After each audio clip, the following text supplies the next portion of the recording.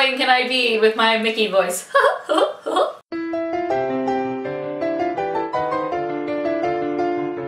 Hey guys, this is Morgan with the Rotoscopers, and today I have another fabulous Blu-ray review. This time it's Mickey, Donald, Goofy, the Three Musketeers. This movie I had never seen before. It's not one of the Disney canon, you know, the 54 masterpieces. It's kind of one of the direct-to-video movies. And I always confuse this in my mind with The Prince and the Pauper. So in my mind I'm like, oh yeah, I've seen Three Musketeers. It's like part of the Prince and the Pauper one, but it's totally not. So when I set this in to watch it, I was expecting it to be very familiar, like, oh yeah, I've seen this at some point in time, but I had not seen this at all. And I was actually pleasantly surprised. Now, let's be real here, there is nothing grandiose about this movie or revolutionary, but it's our gang. It's Mickey, Donald, Goofy, Daisy, Peg-Leg Pete. You know, it's those classic characters that Disney doesn't really seem to spotlight very much, except for at the parks and maybe a few TV shows. But this used to be Disney, were these characters. So I was actually excited to see them in a movie. While it's called The Three Musketeers, it's not necessarily a take on, you know, the Three Musketeers book by Alexander Dumas. It's a different version. They are musketeers, but in a different type of thing. The movie starts out and Mickey, Donald, and Goofy are really young and they have these dreams of being musketeers, and they meet some musketeers who give Mickey their hat and then they sign it. And the musketeers who sign it actually are the musketeers from the book.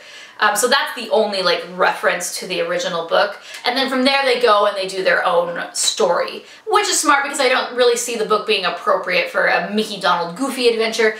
So this movie is very light in content. So they grow up and they want to be musketeers, but Peg-Leg Pete, he's in charge of the musketeers and he's sort of the captain of the musketeers, and he sees them, and these guys, they're kind of losers in a way. They're goofy, they're not very competent, and he says, heck no, you will never be a musketeer. But Pete also has another agenda where he wants to take over the throne, and who just happens to be the Princess of France? It's Princess Minnie. And Princess Minnie is love-struck, and she's romantic, and one day she's going to meet the man of her dreams and fall in love. And she doesn't care that he's not a prince, so they establish this really early that, oh, it's okay, a commoner she's into that. Which doesn't seem realistic at all. And her lady-in-waiting, Daisy, calls her out on that. She's like, no, it's not gonna happen. But, you know, Minnie doesn't care. So Pete has to find a way to get Minnie and get her out of the picture. So after sort of a scare, Minnie decides that she needs bodyguards to protect her. And this kind of throws a wrench in Pete's plan, so he's like, ugh. You know, Minnie wants some of my musketeers to be her bodyguards, but, you know, all my musketeers are really competent. Who can I put to protect her who basically would put her in more danger than if she had no bodyguards at all? Ding! The guys who are currently in jail that I just put there. Those crappy fake musketeers. So Mickey, Donald, and Goofy get the call and they become musketeers suddenly for Princess. Now, if I were Princess Minnie, I would not be into the fact that these new recruits, basically guys who have no training, are now my bodyguards, but whatever. She's into Mickey. That's all that matters. So this movie's interesting. It's fun. The animation is, it's okay. It's not theatrical quality, but it's definitely not TV quality. As I was watching it, I was rather impressed. And the thing that stood out to me from the very beginning is there's this turtle minstrel who just is, he's the one kind of telling the story of these Three Musketeers. And it's so funny because he loves to sing. And so any opportunity he gets, he's going to push in a little song. And it's really tongue-in-cheek because they know, yes, here's a cheesy love song, and they present it that way. He's like, here's a cheesy love song, let's sing it. It's over the top, but since they acknowledge that, it's actually pretty fun. And the turtle, hello, it's the amazing Rob Paulsen. I was thrilled the second I heard the turtle's voice, my ears perked up. I'm like, Rob?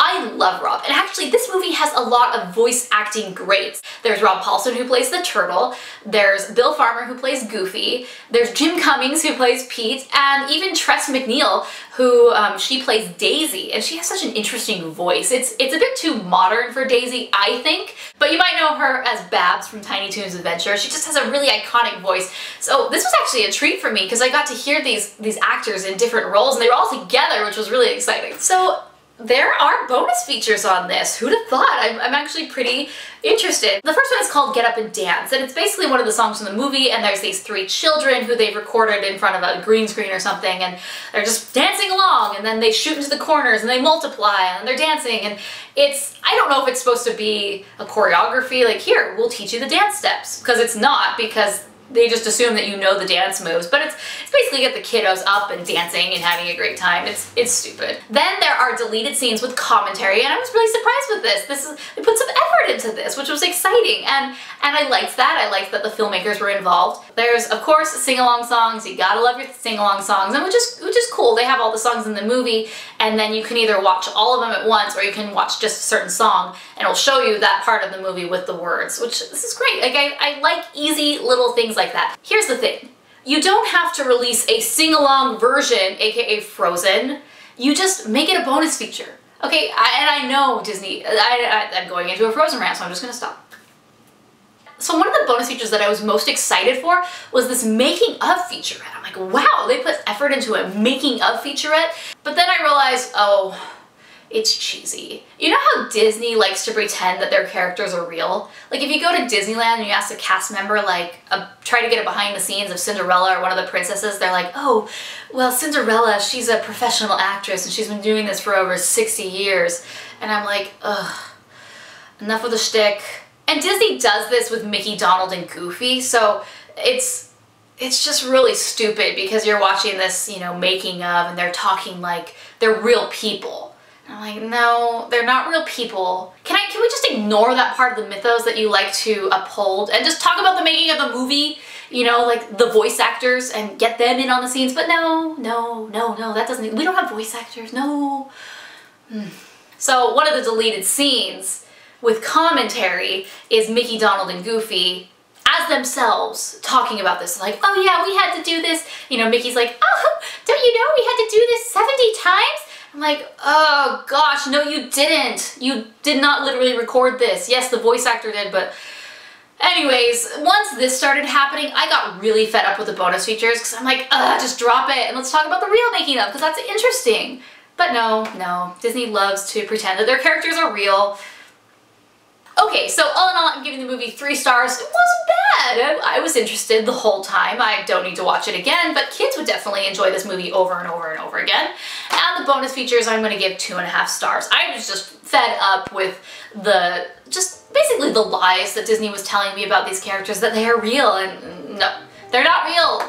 So I understand what they're trying to do, but it really detracted from the bonus features for me, and I was no longer interested in watching them because I knew they were just going to be this fakeness. Alright guys, thanks for watching my review of the Three Musketeers Blu-ray. Let me know in the comments below what you think about this movie. Is it a thumbs up or thumbs down? If it's a thumbs up, give this a thumbs up.